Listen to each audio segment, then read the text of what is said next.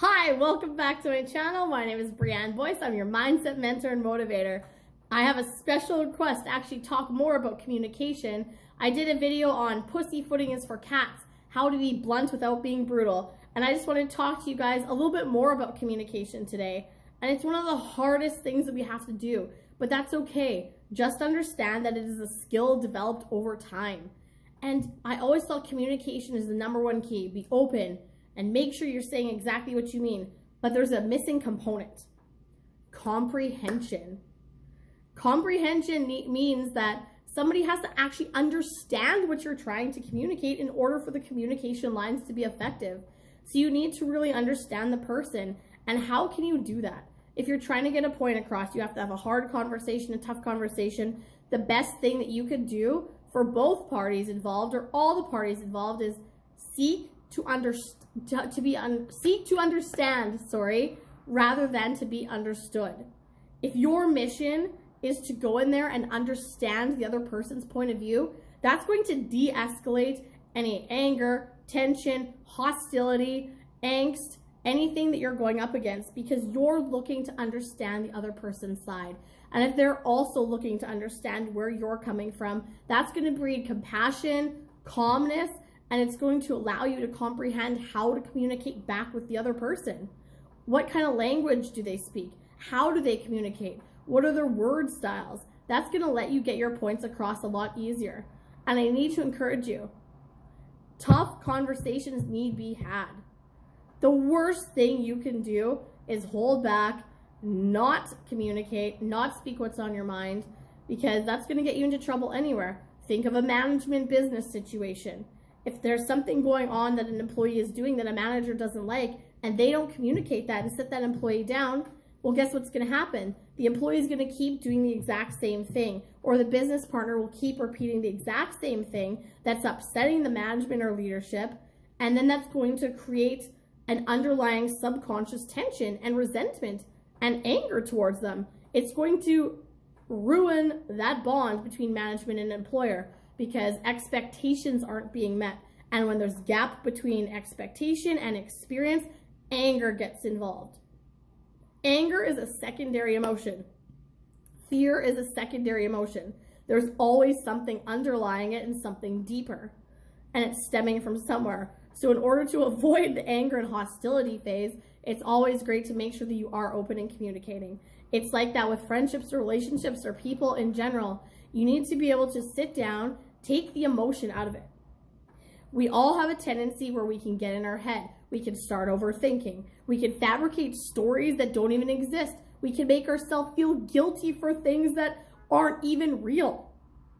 It happens. We can create 1,001 stories, and that can be based on our own insecurities, our own fears, our own doubts, and we could sabotage anything. We could sabotage a job. We could sabotage a relationship. We could sabotage a friendship, because we're thinking too much with emotion, and rather than sitting down and extracting that and doing the facts. So before you go into any conversation where you do need to be blunt, you do need to be open, you do need to put things into perspective, sit down, do a thought record, take a look at my previous video. You want to understand the situation for what it is, because the target audience or the target reason for your emotion might not actually be what you think it is. It could be something completely unrelated, and it might not even have to be communicated in that fashion. But what you want to do is sit down and write it out. What are the facts? What are the actual facts that are going on? I said this in my other video. Take note of it and sit down there, breathe, go through it, understand what needs to be done. Always be solution focused rather than problem fixated. It's law of attraction. When we're sitting there focusing on the blessings, focusing on the process, focusing on the solutions and the positivity, we are going to create favorable outcomes where we can work on whatever needs to be worked on. We can communicate better and more effectively with what we need, what we want, how to resolve a problem, because we're solution focused and we're thinking in that kind of mindset. But if we're sitting there thinking emotionally, we're getting worked up, we don't have a clear goal, we're just focusing on the problems, we're focusing on the stress, we're focusing on the anger, anxiety, whatever it is, we aren't going to go into that conversation level-headed. We're not going to go in with a plan that's executable. I'm sorry I'm losing my voice. I've been gone for a few weeks, y'all, because I've been sick, but it's okay. I'm good. I'm back. I'm here.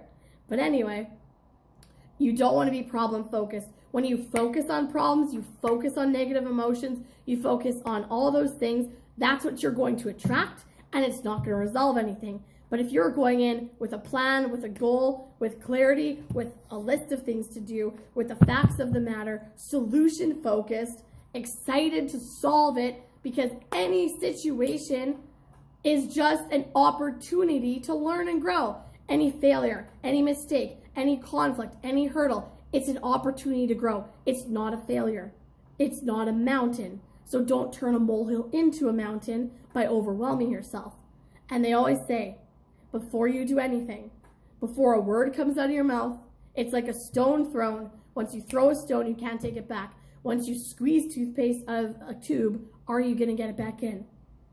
Before you do anything or go into any conversation, boardroom meeting, communication that could cause turmoil or could cause friction, sit and breathe. They always say if you're angry, a tactic is put water in your mouth and hold it in your mouth for 10 minutes. Hold it in your mouth for 10 minutes. That's actually going to stop you from speaking. It's going to create calmness, and you're going to sit there and meditate on it. And it's going to bring you to peace before you actually go in to have a tactic and a solution and figure out what you need to say and how to solve the problem. If you're mad, angry, upset, hurt, anxious, always stop and breathe and don't react. You want to be responsive and not reactive. And these are the underlying conditions for effective communication. So it's to recap, comprehension. Seek to understand rather than to be understood.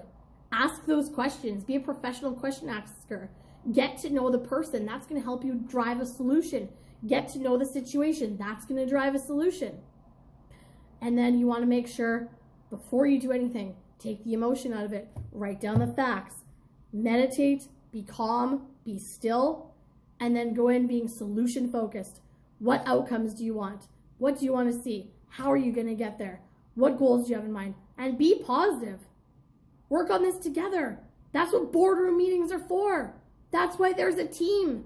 There's power in numbers. More minds are better than one.